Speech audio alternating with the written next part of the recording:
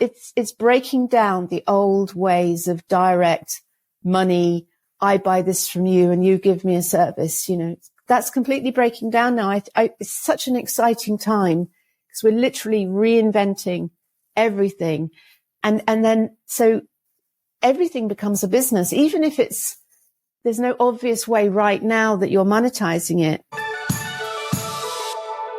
I'm your host, Evelyn Clark, and this is the 6-Star Business Podcast, where I get to have incredible conversations with people from all around the world, all about what it takes to be 6-star. I delve into their journeys, their history, what makes them who they are today, what their genius is, and how they've come into alignment with that genius and how they're serving the world. Because it's through that pure alignment with ourselves that we can properly serve our customers through our businesses and create a greater impact in the world. It's all about ourselves first, and that's what it takes to be 6-star. Enjoy. This is a really special episode. This conversation is with Rachel Elnaugh-Love, and people might know her as being a former judge on the BBC's Dragon's Den in the UK. She's also an entrepreneur who created the multi-million-dollar market-leading Red Letter Days brand.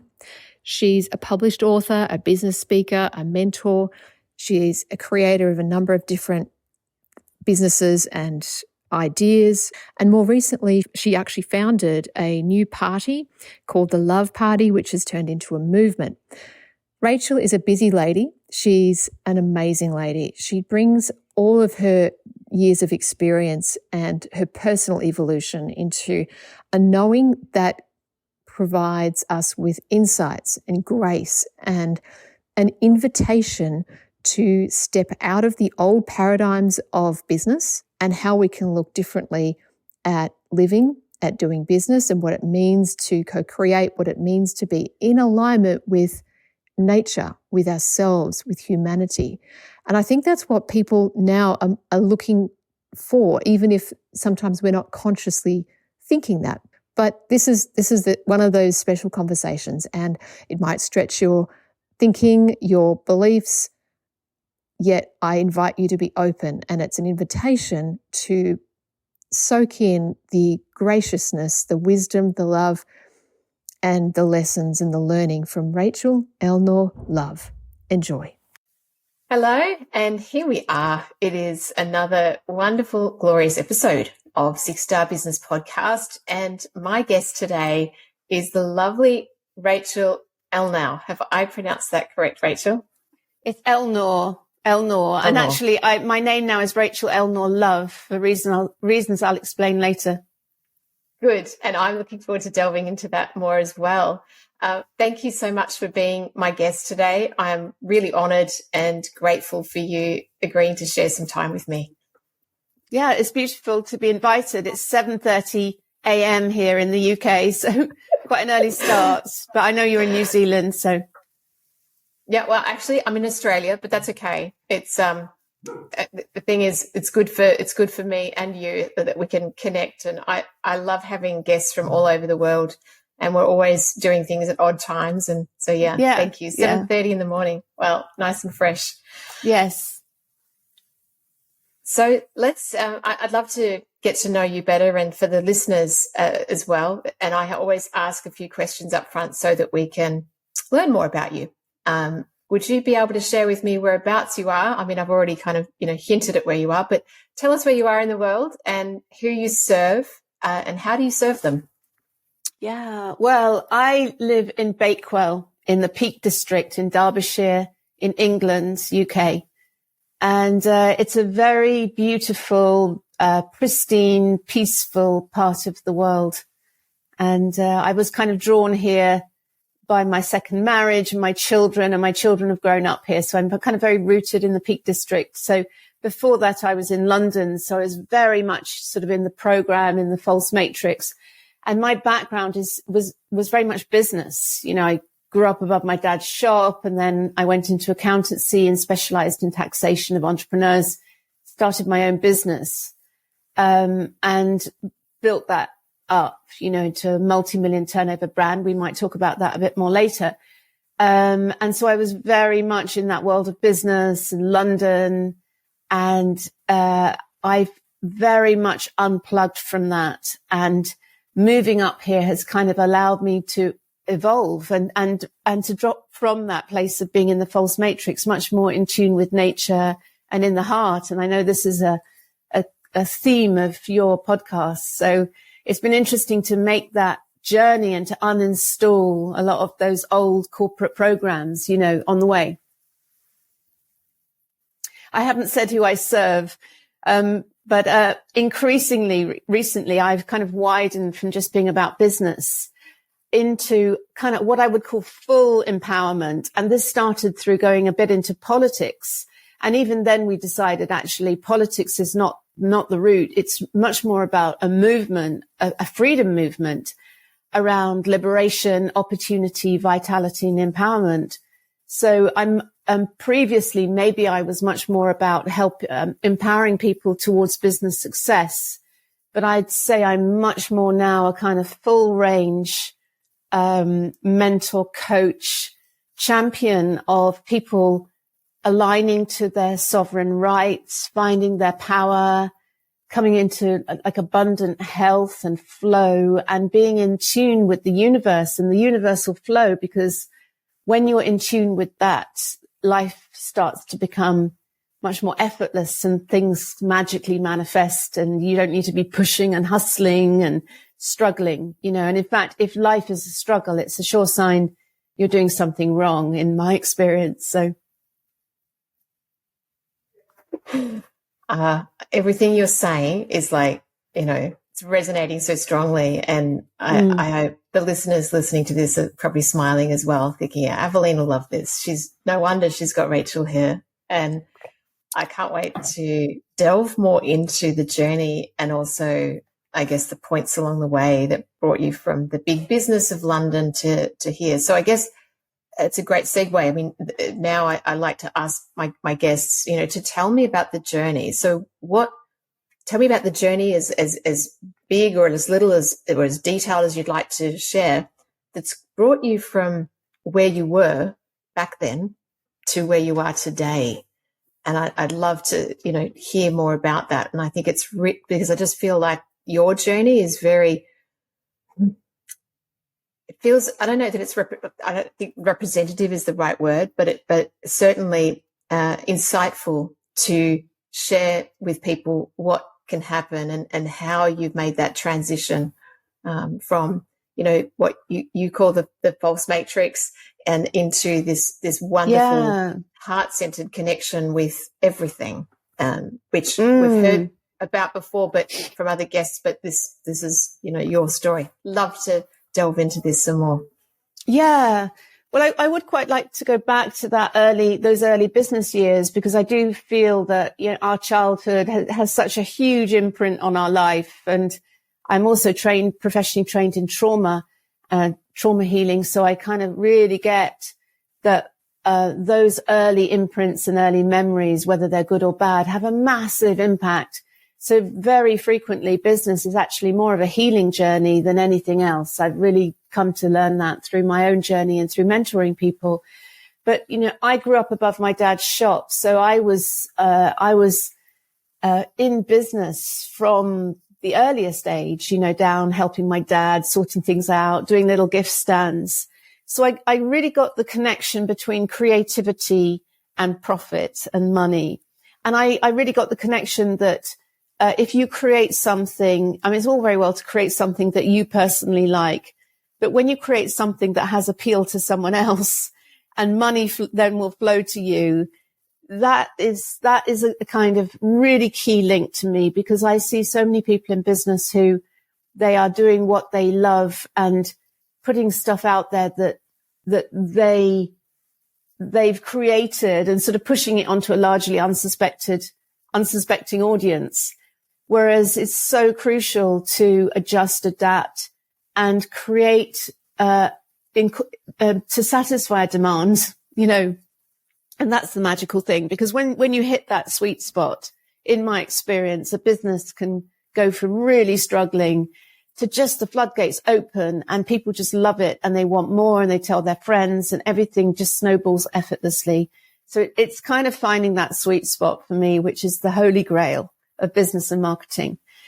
But of course, the more that this is our just kind of false matrix training, is that we do kind of go into the mind and we're trying to work it all out. And increasingly, I'm finding the more that I drop into my heart and I'm into kind of that tuning in alignment of what do people really want? Because what people really want isn't necessarily what they say they want. Do you get my drift? So developing intuition and tuning in and reading the energy of people and situations and markets, that to me is a real gift. I'm kind of going off piste here a little bit, aren't I? But, but back to the story. So having been in business my whole childhood, it kind of felt logical, to go into some kind of business career. And I actually ended up doing a little job in accountancy, which evolved into this beautiful career, which ended me up in the city of London. And I was specializing in the taxation of entrepreneurs and small businesses. And I had some amazing clients like Sir Terence Conran, who was the founder of Habitat and then the Storehouse Group, Heels, you might know him. He's also a restaurateur. And people like Anna Vinton, who'd created Reject Shop.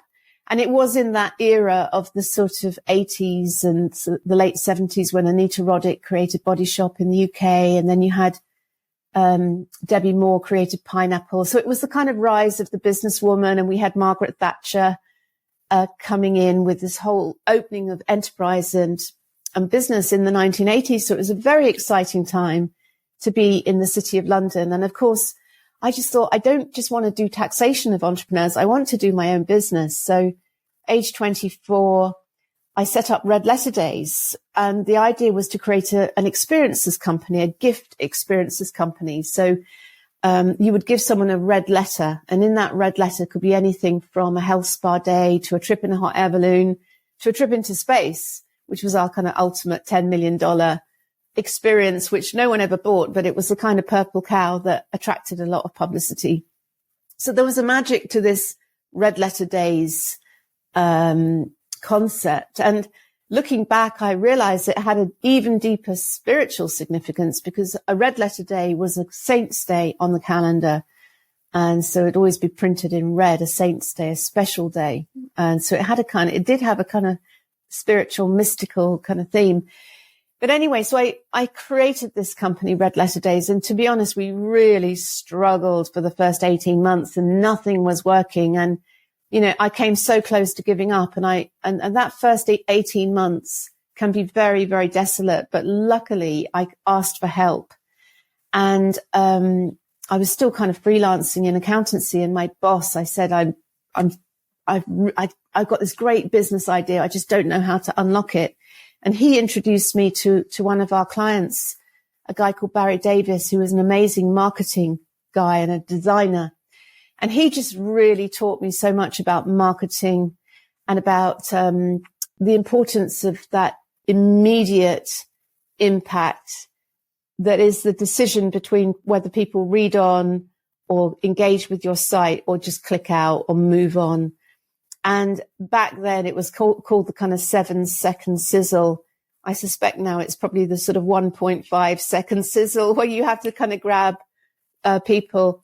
And it's interesting. I'm noticing through this sort of false matrix that a lot of people are now using outrage as that grab. And this just triggering people. And it is very rooted in the fight, flight, Cartman drama triangle, persecutor, victim, rescuer. And so I would just say to anyone, be very wary of content which immediately shocks or outrages you or moves you out of your kind of logical frontal cortex into a very visceral body response, because it's a sure sign that someone is manipulating you through content deliberately designed to trigger. So just wanted to drop that in. So anyway, back to the story. So I was struggling, but met this marketing designer guy, and through him, we created just a very simple fold-out poster of experience ideas, like amazing Christmas gifts, and we put it as a an insert into Sunday supplement magazines 3 weeks before Christmas, and literally the whole business exploded. So I really got the power of strong marketing and branding as so essential. And I realized that I'm far more than being an accountant businesswoman. I'm much more of a marketeer, and marketing is creative. It's about communication. It's about resonance. It's about an emotional, creating a strong emotional connection, which creates a decision, a yes from the heart. So, because most people don't make decisions logically in the mind, most people feel a strong yes. And when you get that strong emotional connection, you're like 90% of the way there, you know. And then after that, just make everything really easy before people start trying to think about it. And logical thought comes in, I can't afford it, or, oh, I don't know about that, or it sounds a bit dangerous, you know. So getting that strong yes from the heart is such a kind of, I won't even say technique. It's a kind of instinct that I think you develop. And I think women are very good at that, actually, working from the heart. So yeah, so Red Letter Days really took off, and it just kind of snowballed, and it was almost like a Frankenstein's monster that we'd unleashed. And you get to a point then when a business is snowballing like that, where opportunities are just coming all the time. And I've just really learned just to say yes and show up, and how exciting life can be when you just say yes, and you don't try to work out, is this aligned to my strategy or not? Because a business is an evolution, and you may start out with a very fixed idea of what you think you want to create, but the universe is constantly gifting us with all sorts of amazing, divine guidance and blessings. And quite often we can block the flow of that when our logical mind comes in the way and says, oh, that doesn't align to my business plan. Because most great businesses actually started out as one thing and totally morphed into something else along the journey. And that's how they became super successful, through following opportunity and saying yes and going with that flow. And so through that, we just grew and became a multi-million turnover market leading brand. And I started winning awards for my kind of business success. We were making about £1 million profit a year. So it was an incredibly profitable business. And, we were a market leading kind of household brand name by that point, Red Letter Days. And, at that point, I was invited to be on the first series of BBC TV's Dragon's Den, which was a new business show. It's since been sort of syndicated across the world, and a lot of countries have got Shark Tank as their version of Dragon's Den. So that was an amazing opportunity. And again, I'm like, yes, I'd love to be on television. And, that was just, an amazing breakthrough, because I kind of went from being a businesswoman to being a sort of celebrity entrepreneur, and it kind of opened up a whole sort of world of fame, which is a very double-edged sword. But yeah, so it was amazing and exciting and full of expansion. But I've since learned through doing a lot of feng shui and I Ching and Western, Eastern sort of metaphysical wisdom, learning about that big yang often goes to yin. So it's like you're pumping up the balloon and it's getting big and big and big, and it's like huge and exciting. And you can quite often be very vulnerable in a big yang space, because it's like the balloon bursts and boom, you go to yin. And I ended up losing that business, Red Letter Days, 16 years after I founded it. It was forced into administration by the banks. And it actually had £3.3 million cash at bank at the time it was forced into administration. So at that point, I discovered the dark side, the shadow side of business. And it was a very sort of sobering period, shall we say. And I just discovered how much corruption actually there is in business, and how unfair business is, and how successful entrepreneurs and their businesses are a commodity, because there's this much bigger world of big business, big corporate, which is heartless and soulless, and it is all about the bottom line. So as an entrepreneur with a successful business, you're just like a commodity to be sucked into that big, and so it's happened to so many entrepreneurs, like Anita Roddick. She sold Body Shop to L'Oreal, and it just took the magic out of it. You know, it's like innocent smoothies selling to Nestle, and suddenly you're in this big corporate world where they just want to squeeze as much profit, and the magic and the magic of the brand goes. So I learned a lot through that experience. But of course, having just had Dragon's Den fame, I then got a publishing deal, and they was like, write any book you want, and here's £10,000 royalty advance. I'm like, thank you very much. So I became an author, which was a real struggle to hatch that first book. But it was a very cathartic process. But of course, this then opened a whole new world for me, of being a published author and then being a speaker and, going to speak to business audiences. And then 2008 came and everything crashed. So I went from being this successful entrepreneur to being business survivor, because I'd gone through a crash of my own. So I knew how to keep motivation and hope going in amidst disaster. So I kind of acquired a new brand status, and I started to get very interested in success then. What makes someone successful?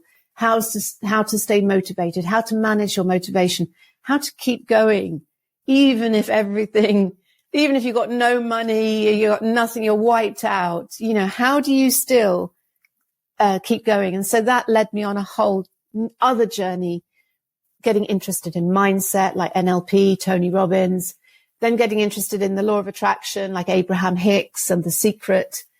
And that led to a much wider metaphysical journey of going to work with the shamans in Peru, experiencing ayahuasca, plant medicines, getting very interested in metaphysics, Eastern metaphysics, training in feng shui with Lillian too out in Kuala Lumpur, really getting interested in the I Ching, which is like massive Eastern metaphysical wisdom. And assimilating these teachings into simple to understand teachings to help people on their life journey. And I've just written my third book, actually, Liberation, which has just gone to the printers. My second book was called Prosperity, which was about the dynamics of flow.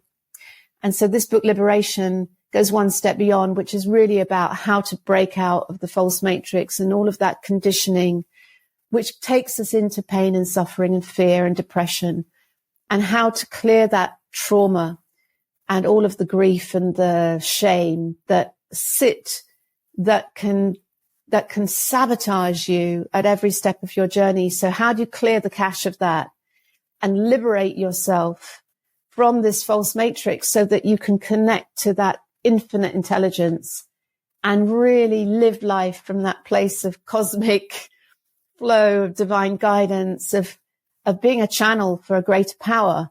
And then you start to really step into your soul purpose. And then life just gets so magical because you just say yes, show up, and literally magic can show up. And I can talk about lots of examples of that. So hopefully that wasn't too much of a convoluted journey to where we are today and how I'm sitting here in this podcast with you, Aveline. I just love it. Wow. So much. I was right there with you. A couple of questions. First of all, what is the name of the first book that you wrote? Oh, yes. The first book. Well, obviously I couldn't write about business success or how I made it or how I was the champion of the world. So I thought I'll just go straight to the heart of what I'd suffered. And the book was called Business Nightmares. So it wasn't just my business nightmare story. I researched the story of 20 other entrepreneurs who had had huge success and then had hit a massive problem in their business, and they either failed or they pulled back from the brink. So it was a very interesting book about the fine line between success and failure. And actually, after I wrote it, so many entrepreneurs wrote to me and said, wow, I had a horror story too, but these stories never get told to the world because obviously from a PR point of view, you just want to tell the good stuff. So you tend to hide the disasters, they tend to get hidden. So most people don't realize that every major entrepreneur, Donald Trump, people like Gerald Ratner in the UK, who destroyed his business through just one slip up of making a speech at the Institute of Directors criticizing his company products, destroyed his whole business career. So that fine line between success and failure, but sometimes you're not destined. And I realize when I look back at the red letter days, it's like that business had to go to allow me to open to the next stage of my soul journey, because I could easily have ended up, if I just continued with that and sold out and ended up with like millions of pounds in the bank, I probably would have just like bought a mansion and just gone into retirement and maybe not done anything that I've done. So, everything has got a gift in it, even if it seems at the time like the worst thing that could ever possibly happen in your life. It's finding that gift. And it can sometimes take you years, decades to look back and think, oh, thank God that happened. Thank God that happened, because at the time I couldn't see it, but now I can see the gift in it, how it was the universe trying to course correct me to a different future possibility, Absolutely.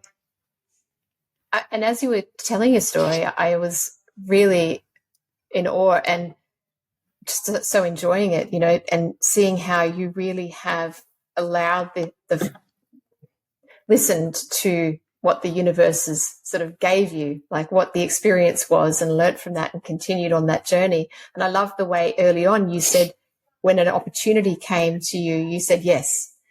And it reminds me of as a wise person said to me once, be the river. It's when you try not be the river that resistance happens. And that's the pain and the resistance that you're talking about. Yeah, absolutely. And you can get stuck, especially if you get successful in business, because it's very addictive, and so you just want to keep making money and make more money. And you get into this kind of insane loop and it is a trap, and it is a false matrix trap. It's a mindset trap that money is the most important thing and profit is the most important thing, and numbers and growth. And it's a very masculine mindset, because nature is constantly expanding and contracting, and then new growth, and then that things die, and then new things come through. So I'm much more in tune with my feminine, in tune with Gaia energy now. Whereas that patriarchal corporate world is just about growth. And then you do get to that yang point where it just like collapses through just the stress of that going for constant growth, because there's no in breath and out breath. There's no flow. There's no, that natural cycle of sometimes expanding, sometimes contracting and consolidating, which is a much more natural way to be, less stressful as well, for sure. I mean, you've raised some really, really like pivotal and just wonderful points there, especially about, our addiction to money. And I'm wondering, when did you learn that it's all a trap, that it's just a mindset trap, and it's stuck in this paradigm, this web of, this matrix? Well, in trauma healing, there's a thing called pattern interrupting. And it's a very useful technique, because most of us are in patterns and repeating programs which are deeply embedded in us. So if you can pattern interrupt, or life often pattern interrupts something. So a big pattern interrupt for me was that experience of the big banks and that corporate ruthlessness, in that they pattern interrupted that cycle, because I realized that even though I was on this trajectory of growth and profitability, 3.3 million pound in the bank, which catch the significance of that number, 3.3 at the time. I didn't, looking back, that is a Christ consciousness number. Obviously the Masons use it, but the reason the Masons use it is because 33 is a super powerful number. 3, 6 and 9. Nikola Tesla said they were most powerful numbers in the universe, because this grid of chi, which lies beyond the veil, is essentially triangular. So 3s, 6s, 9s, all triangular numbers. Anyway, I digress. So that pattern interrupt, that was the first point at which it kind of broke the spell a little bit of the realizing the kind of ruthlessness and greed that there was, and that business had to be about more than just money, and seeing the natural consequence of when business is just about money, how it just results in ruthless, harsh, inhuman, soulless, and I'd go as far as to say wutiko, which is a shamanic word, kind of basically meaning evil. And that love of money above all else can lead people into doing very evil things. So, restoring balance of flow and this sense of giving, as I was saying in the beginning about from the heart, giving great value, and in return for that flowing back to you rewards of all sorts, not just money, gifts, opportunities, invitations. So, saying yes to the flow of the giving and being open to receiving as well, because that's another whole art, because a lot of us give, but we're not so good at receiving. And I've had some incredible experiences of that, of the blocks that people have to receiving. And they're usually mental blocks around limitations about what's possible and what's not possible. And I've learned to be in that space now in life. If everything is possible, anything is possible. And that's a really, really expansive place to operate from, Yeah. I so resonate with what you're talking about with the struggles with receiving. And I've heard a number of people talk about this as well. Entrepreneurs, people I know, women. Where do you think these blocks originate from? Are they different? Does it depend? Well, it just seems so common. So I go deeply into this in the book Liberation. Now, the book Liberation is interesting. I don't have a sort of dummy to hand, but it can be read from both covers. So you flip it over and you can read it from both covers. So one end is very much about the false matrix and about coming out of the darkness into the light. And the other end is much more of a ayahuasca rainbow that starts in the other side starts in hell and the rainbow side starts in heaven. So you can choose which end you want to read from, but both ends lead to, all roads lead to Rome, or both ends of the book lead to liberation in their own way. So, so the false matrix, at some point, and I suspect, particularly being in England, I suspect it happened at the time of the Reformation when Henry VIII took back power from the Catholic Church. And there were a lot of metaphysical teachers and alchemists. People like John Dee was the alchemist to Queen Elizabeth I. And I believe that they used a lot of secret mystery school knowledge to lock down the false matrix for the purposes of money and power. And all of the monasteries became public schools. And of course, that power then became the British Empire, which then went out and infiltrated and put its systems into all the Commonwealth countries. So even though the British Empire is no longer in India, for example, they've still got a British infrastructure and a legal system based on Britain and an education system very much inspired by the British one.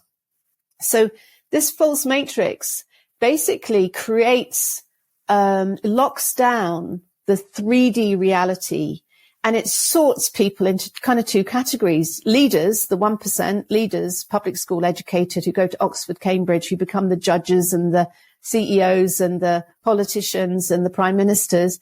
And then the other 99% who are basically, I won't even say educated, programmed into being good servants to the system and highly compliant. And so people become highly compliant through education, through media, and all the media is owned by big corporates. So we have got a society now where we are heavily, through our upbringing and our childhood and all of society programming, to do what we're told without question. And we are running these programs. And so a huge part of liberation is spotting the programs and pattern interrupting and making a different choice. So liberating ourselves from the false matrix. And the false matrix is absolutely designed to create pain and suffering if you do not comply. And it's absolutely fabricated through fear. And it's locked in place by things like the justice system, which is very black and white, good, bad, right, wrong. If you're a good person, you get rewards. If you're a bad person, you get punished and put in prison. Most people don't understand their rights, their common law rights. And I'm become very fascinated in natural law, which is God's law, which is our common law rights, which no government can take away. And we saw that through the whole COVID era, how many of our rights were taken away. Even the right to breathe fresh air was taken away from us. And how easy it was for governments worldwide to lock down and suppress billions of people to the extent of saying yes to an experimental medical procedure. I won't go into detail on that because I know you probably put these things out on YouTube. But how that was done and the level of psyop and behavioral psychology that was deployed to create this, it was horrific and shocking. And so to me, liberating ourselves from those programs is so important, because there is a whole wave of people who I would loosely call the freedom movement, the liberation movement, who are awake to the level of this false matrix and who are awakening in consciousness and who are sharing those teachings so that we help other people to awaken and to unplug and to co-create an alternative future reality to the one which the false matrix has programmed for us. And trust me when I say, and I experienced in business, I know how the big corporates work. I know what's coming down the line through AI and digital everything. It's not something that we want to be just willingly saying yes to without question. So I'm very much part of a movement that is co-creating an alternative future reality, which is about peace and prosperity and abundance for all, and is not command and control and everything digitally controlled by a yes-no robotic process of computer says no. We have to bring the heart and soul back into life, and we cannot go down this AI transhumanist route because it will lead to just a world which is totally in the mind, which is just yes, no, on, off, right, wrong, guilty, not guilty. We have to bring the heart and soul back and co-create a different way of being on the planet. And I do feel it is about bringing back the feminine, the matriarchal energy, which is like the world is a family and we have to look after everyone in the family and make sure everyone's safe and well-fed and nourished and looks after one another, So I'm very much in that movement now. Yeah. That's so exciting, Rachel. And for me to hear, I mean, everyone has had their own experience of the last 3 years. And one thing is for sure, and that's regardless of what people's views are on, like you said, the masking and all the rest. I've heard over and over and over again from different business owners on this podcast and in conversations that they're starting to realize that there's got to be a better way. And they realize that, hey, this system isn't working. The system's not working for me as a person, as a husband or a wife or a provider or a member of a community. And doing business the old way is, or I would say the old way, I call it the old way, but it's what you're talking about. The definition or the description you're giving it is the matrix influenced way of business.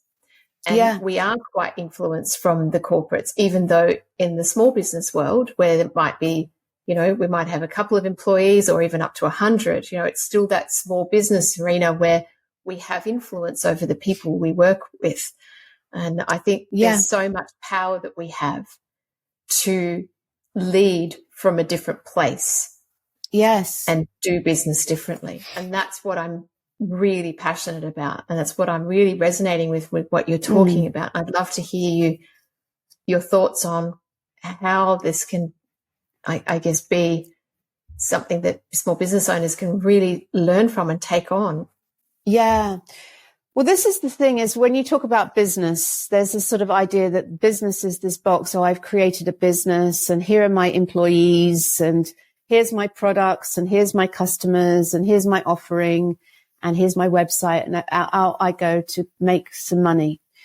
And so from where I am and where I am at in my journey, in my trajectory, I'm totally questioning all of those boundaries of what is a business and what isn't a business. I mean, for example, the Love political party. So we started out with the intention to create a new political party in the UK. Liberation, Opportunity, Vitality, Empowerment stands for Love. And we had a huge battle, and it really was a battle. I don't like using the word battle, but it was a struggle to try to get an electoral registration. And in the end, and we had members who basically had donated to our political party. So they're all members. They all sent money in. So we had members. So we went to the members and said, like, instinctively, we don't feel we want to be part of this old system. We just feel we want to be like a movement and just stand independent candidates as part of a movement. And so the members, 93% voted in favor of ditch the system, ditch the electoral commission. And let's just stand as independents. So now we have a movement. Now money is flowing into that movement. People are sending us money the whole time in the form of conscious contributions because they believe in the movement. So is that a business? Well, money's flowing, but it's conscious contributions. And actually from a common law perspective, if I believe in what you're doing and I send you a conscious contribution of $100 or however much it is, and just like, I love what you're doing, Aveline, here's $100. Do what you like with it. I just believe in you. And so many people are starting to do this now. They're just opening to conscious contributions. Now, under common law, that's not taxable. That's not even buying a product. That's me gifting you. And it's me sending you the flow of money, knowing how money works, that if I send you $100 because I feel what you're doing from my heart, maybe you've asked for some support because you need it or you need some new equipment and I send you $100. I know from a cosmic point of view, someone's going to send me $100. It will just happen. I don't know who, but my sending you the $100 isn't conditional on you giving me anything or that other $100 coming from somewhere else. It's done through love. And I know that the money will show up to me because the universe, it has to show up. So we're shifting the kind of goalposts. So another example is, we manifested an amazing piece of land, because a lot of people were thinking to take money out of the bank and cash, which is very vulnerable, and to put it into well-resourced land. And magically out of the ether, we manifested an opportunity to buy a dale in the Peak District, like an amazing 50 acres of land, which has got its own natural springs, acres of woodland, which are abundant with wood, as well as sunny pasture land. I mean, it's an exquisite natural healing temple as well.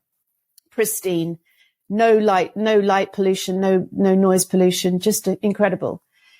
And we opened that out through a kind of crowdfunding, and people basically invested in. So we created a community, and everyone put money in, and we bought the land. And so, is that a business? You know, it's not, and the way we set it up under common law, we set it up as a private members association. And so it's not a business. It's not even any form of legal entity. So how does the system, the false matrix, pigeonhole that? Oh, are you a business or a social enterprise? Or no, you're just a group of people who've come together and pooled resources to create something. So we're starting to even stretch and bend and dissolve all of these old definitions of how we make money, what a business is, and getting into the realization as individuals and collectives of people that we can get into flow in a myriad of different ways. Even if it's just, you know, planting your garden with vegetables and you know, exchanging your vegetables for things you need with other people, for example, as a very simple example. And it doesn't have to be barter. You know, you could put other forms of exchange. So people are starting to play with all of these things now. What is currency? So there's all this talk about moving to completely digital currency where everything will be tracked, and the potential to control your currency. So, you know, you've eaten too much meat this week and meat's bad for the planet, and therefore you can't eat any more meat because your digital currency is programmed to only allow you to buy so much meat. I mean, I'm pretty much vegetarian, so that's probably a bad example, but you know, the potential of digital everything to control. And people see the danger in that. And so what's happening is all sorts of new initiatives of like changing the way that we interact and that we exchange value and we honor value. It's really breaking down the old ways of direct money. I buy this from you and you give me a service. You know, that's completely breaking down now. It's such an exciting time because we're literally reinventing everything. And then so everything becomes a business, even if there's no obvious way right now that you're monetizing it. If you've got like a tribe and traction, then it's very easy to monetize that if you need to at some point, you know. Yeah. It's very exciting times, you know, to be incarnated. Oh, yeah.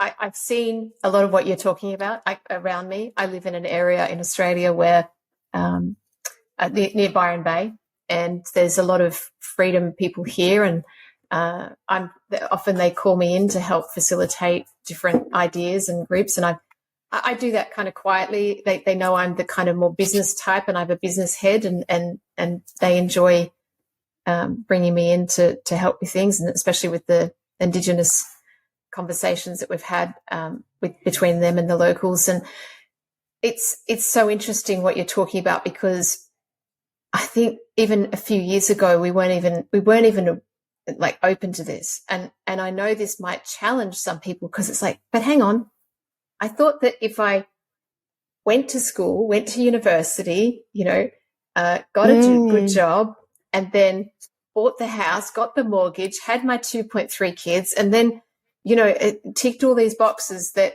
I'd be happy. Okay, well, I realized that the corporate job didn't make me happy, so I left, and I've created a business for myself, and I've got the box business that you've described. But now, hang on, the world's a little bit different now.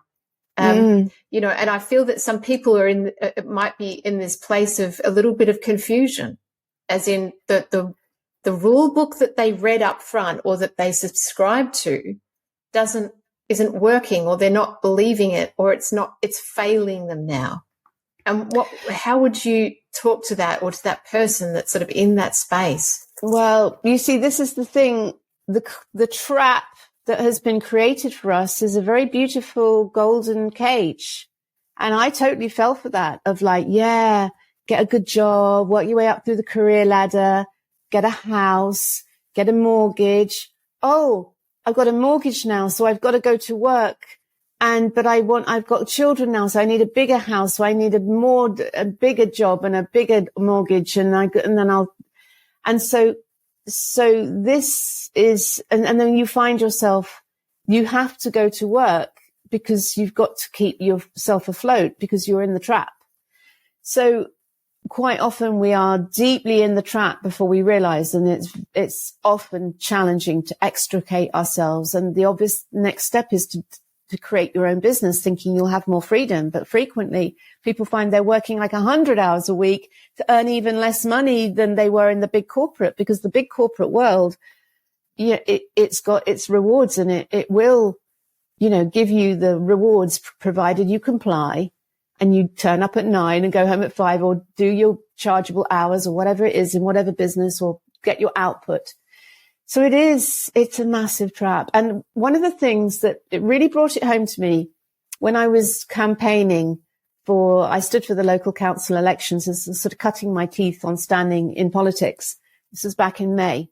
And I actually leafleted every house, pretty much every house in Bakewell. My sons helped me and friends helped me, but I walked up a lot of front paths and put my leaflet through letterboxes. And it was a very interesting exercise in seeing how everyone's got their own little space. Now, some of these houses were big with long drives and Range Rovers all parked in a gravel driveway. And others were more like council houses with a broken gate and a tiny, maybe not even a front garden, just a letterbox off the street, And so I just saw how life, this system, this false matrix, has made us all live in our little cubicle. And so people create their little world, and some of those little worlds are very beautiful, little castles, gated, and lots of flowers in the garden. And they made their little world very beautiful, and they're very isolated. So every one of those houses has got its own kettle, its own toaster, its own car, its own TV. And the next house has got its kettle and its toaster and its TV and its car. And so we've lost this sense of community and consumerism. That's why there's so many kettles are pumped out by China, because everyone's got a kettle. Well, what if you lived in a community where you had a kitchen, where there was just maybe 2 kettles between 20 people, and everyone came together and shared, and everyone cooked food together and ate together. And there was just one lawnmower and people took it in turns to mow the lawn. And there was just a pool car, because not everyone was using the car at the same time, or maybe a couple of pool cars, and people borrowed them, and it worked it all out, maybe have a schedule. And so the false matrix does not want communal living. It does not want, because it destroys capitalism. And it does not want people to understand abundance. It doesn't want people to learn to grow their own vegetables, or own their own land, or learn how to forage, or to be taught at school how to grow vegetables, how to forage, how to go into nature and pick plants and survive if you needed to. It doesn't teach people how to filter water, natural water, through carbon and crystals to make natural, beautiful, structured water for your health. It doesn't teach you about natural health and vitality, because it wants big pharma. It wants you to get sick. It doesn't want you to be healthy. It doesn't want people to take plant medicine. Oh no, they're class A drugs. So stay away from them. Oh, don't do ayahuasca. No, that's dangerous. It's a class A drug. And yet it's more than happy to, with some concoction of God knows what's in it. Oh yeah, that's okay for your safety and your health. So we are living in an inversion. We are living in actually a satanic inversion, if I had to be pushed on it. And so live has been reversed to evil. And so this restoration of turning these things back on their head and reclaiming our sovereignty, reconnecting with nature and living in tune, in harmony with nature, these things are so important. And that's why so many people are homeschooling now. And here in the UK, they're trying to outlaw homeschooling, because we did a brilliant talk with William Keat, who's one of the leading people about the English Constitution. And he was saying, we did a talk with him the other night, brilliant 2.5-hour talk. And it was so liberating just to listen to him. But he said, look at us as a society. We've outsourced everything to the state. We've outsourced the education of our children. We've outsourced our healthcare to the NHS. We've outsourced the care of our elderly into care homes. And look at what happened during the whole COVID thing, where you couldn't even go and see your elderly mum And we've outsourced everything, and we need to insource it. We need to homeschool. We need to educate our children in what's truly important. And we need to insource our healthcare and to really learn to look after our body and feed ourselves the highest vibration, nutritional foods, organic, grow our own foods, don't go to Aldi with everything in plastic, grow it in your garden and go and pick your mint and dig up some potatoes for tonight's tea and straight from the garden to the table. So all of these things, these are lost. They've been lost in this corporate world of plastic and cucumbers covered with plastic and cling film. And it's just insane. But it's because it's like we've been frogs boiling in water and we haven't noticed. It's insane the way that we live now. And so this restoration of a more connected way of living in harmony with nature has to be core to this future and this reestablishing our relationship with Gaia, and not using climate change as an excuse to open all these new markets. And that's all that it is. It's nothing to do with the planet. It's just opening new markets. I'm sorry, but it's just big corporate. I just know the mindset of big corporate.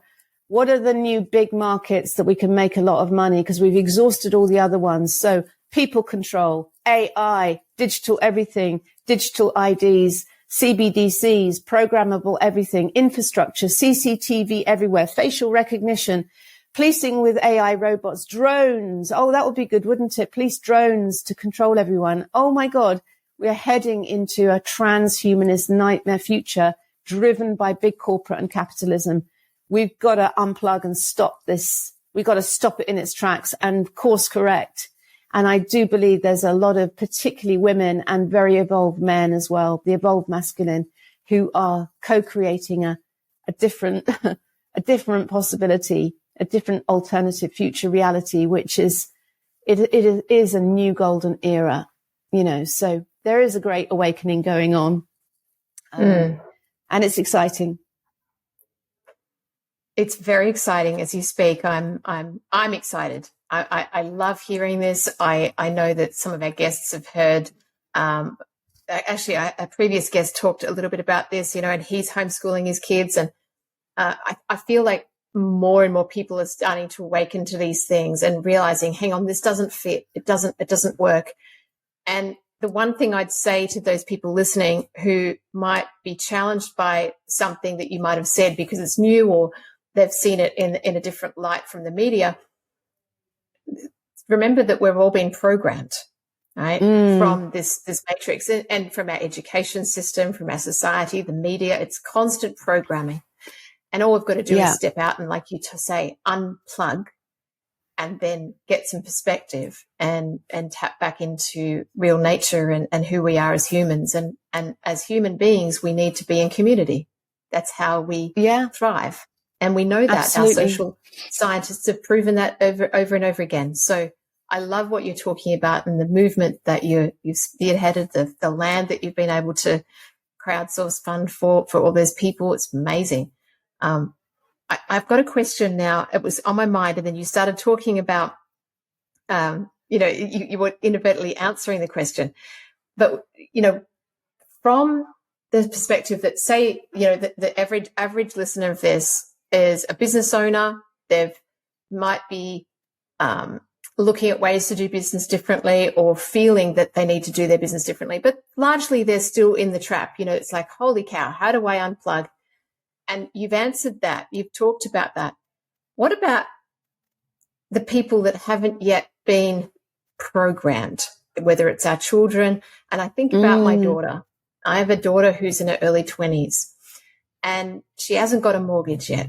She's on the periphery. You can see the matrix at work for the people around her, and she's got quite a keen, acute sense of understanding of what works and what doesn't work. And she's on that periphery of making life decisions and traveling and settling and enjoying life. And so for someone that's probably at the beginning of those adult decisions, what would you say that is a a way for them to progress their lives and be separate and not sucked into that matrix. Yeah. It was interesting because I've got 5 sons, and a great example of this was my eldest son, MJ. He did the whole route of school and then college and university, and he ended up doing marketing. He was doing a marketing degree and he wasn't enjoying it. And for whatever reason, he couldn't get his tuition fees covered for the final year. And I wasn't in a position because it wasn't his grant fees, it was the tuition fees. It was a huge amount of money, and I wasn't in a position at the time to help him.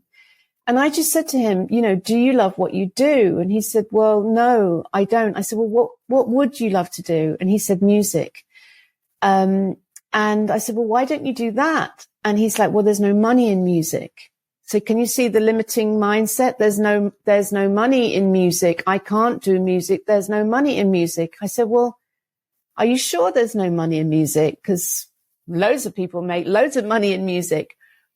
And he actually, give him all credit, he took the plunge and he decided to throw himself into the music he loved, which was shamanic music and sound healing. And he started on this journey of shamanism. And he ended up teaching himself to play guitar, didgeridoo, got Tibetan bowls, ended up traveling, went to live with the tribes in South America, absolutely determined. He crowdfunded it out of people, all of his friends chipped in some money and paid for it for him to go. And he spent a year with the tribes learning how to do Icaros. And he is now in massive demand as a shamanic musician, literally going from festival to ceremony to event to retreats all over the world, being paid for it, doing what he loves, absolutely in his element, completely Christ consciousness. His grid of energy is complete, just joy, bliss, love, completely from the heart, an absolute healer, and living the life of Riley, to put a sort of English expression on it. So he is the living testimony of how it's possible that when you step into your soul purpose and your mission in life, the universe will support you, and having trust and faith is so key.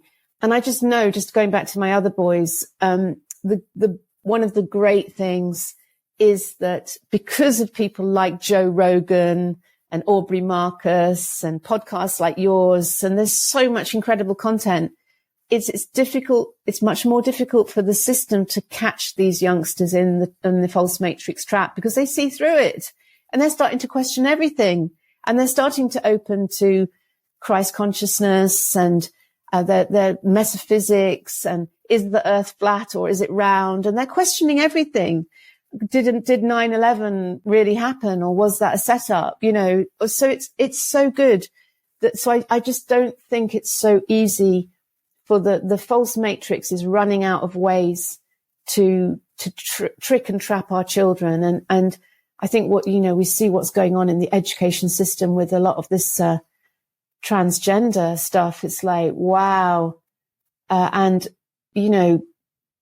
It's so important for our children to have alternative sources of information and education and influence that aren't from the system, which wants to push them down this route. And I think that's one of the great things which is happening right now, is so many people, so many cool dudes are offering a different way.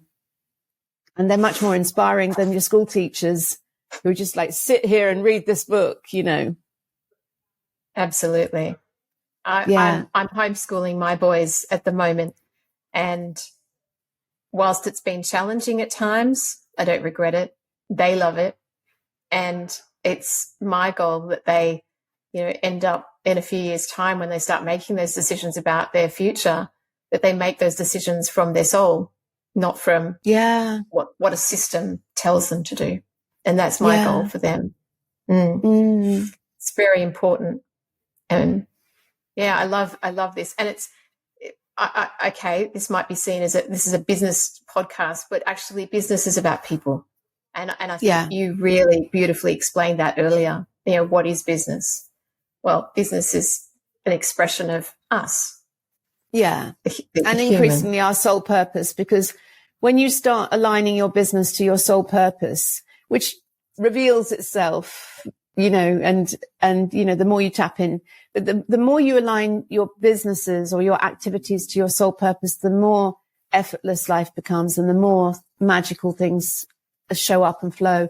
And so the opposite of that is, you're going in the wrong direction if you do something and it really doesn't work, and it's really hard work, and it's nothing's working. It's a sure sign. It's like the universe saying, no, you've gone off track.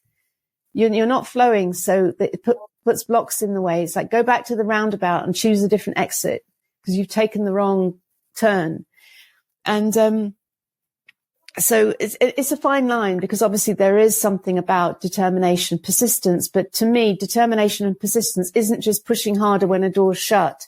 It's about adjusting, adapting, trialing, testing until you find something that does work. And then, follow those breadcrumbs and do more of that and less of the stuff that didn't work. And be prepared to flex, because, it's like, the plants are showing that they will find, or water's showing that, or find the easiest route to flow. And that's so getting into that flow and taking the path of least resistance, is very important. Absolutely. And I think one of the key things that you've already raised about us as individuals, it's not about copying somebody else. It's not about being who we're not. So when we're pushing up against a wall and it's not flowing, going back and figuring out the alternative path has to be done in alignment with who we really are. Yeah. And that means being brave enough to look at ourselves and ask, well, who am I? What is my authentic being saying? What is my next step? Not what someone else expects me to do, not what I've been told to do by some guru on social media. It's about us, the individual. And I think that's one of the key things that I, talk to my customers about and I get really passionate about, because it's about coming back to the self and being you. And you said that earlier as well. I feel called to explain a little thing about my name, actually, as we're on this thing about soul purpose. Because when back in March, when the Electoral Commission rejected our registration for the third time and said, oh, you're going to have to stand as independent candidates. There's no time for you to redo it in time for the elections. So I was just like so angry that because when you're an independent, you can't put your party name. Our party is Love, Liberation, Opportunity, Vitality, Empowerment. You can't put your name or your logo on the ballot paper. So it's actually a massive disadvantage if you're an independent candidate, because you can't have like a logo. Our symbol is the lotus flower. So I thought, fuck it. Well, I'm going to like change my name to Rachel Elnaugh-Love, and I'm going to put love into my name. And so I started to put myself as Rachel Love on Zoom calls, and it takes time to change your name through all parts of your life, through your passport and everything. But so I stood as Rachel Elnaugh-Love in those elections. So the interesting thing that then happened was after the election, I get the police basically phoning me saying, you've committed electoral fraud through putting love in your name. And I had this insane situation where I had this threat that I'd committed a criminal offense and I was going to be arrested for putting love in my name. And I just thought to myself, and I was sort of chuckling to myself, that is how far the false matrix has got in its twisted insanity, that it can actually want to come and arrest you and potentially put you on trial for putting love in your name. It's just like we've reached the pinnacle of insanity. And so fortunately, I was able to prove through screenshots of Zoom calls that I'd been using love in my name since March. And so it wasn't a false statement, because the there could have been no doubt in the mind of the electorate who they were voting for, because Elnaugh is a very well-known name, and Love I've used as well. So there could have been no doubt in the mind of the electorate. It wasn't like I'd called myself Aveline Clark and was pretending to be someone I wasn't. You know, I was being extremely transparent about who people were voting for and what they were voting for by putting their cross by my name. So isn't that just like, it just shows how dark and ridiculous this nonsensical world, this labyrinth has got. And I just sense the whole thing is collapsing under the weight of its own ridiculousness. And people are just flying free, a bit like butterflies emerging from this cocoon of control. We're just breaking out, and we're just pushing our wings, breaking out of this cocoon and just flying free and colourful in a different dimension. And going from flower to flower and just having the most amazing time and not being restricted anymore. And that's what I sense, this huge liberation, you know. I agree. I've got a couple more questions before we wrap up. And I know we've gone over time, but we couldn't help it because it's just been so wonderful. What do you see as the new currency for business? The old way was money. What can replace that as the new currency or the thing to aim for? A lot of people are saying it's love. The new currency will be love. I actually produced a book called The Message by Barefoot Doctor way back in 2012. And he said that in there. It was called The Message, A Vision for a New Golden Era. And it said that the currency would be love.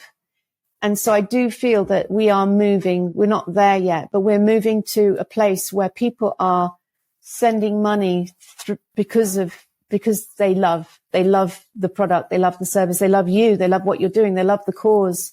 And so money is flowing through love. And then eventually it will just get to a point where there isn't money in that transaction. People are just doing stuff because they love it. And they're just trusting that everything that they need will flow to them through love as well. And so building these relationships, building community, because if you're in a community where you've got a whole load of skill sets, where one person's a really good carpenter and another person's really good at growing vegetables, another person's really good at doing communications and marketing, everyone then has got their own skill that they are sharing. And so money is increasingly not needing to even come into the equation. So things are shifting.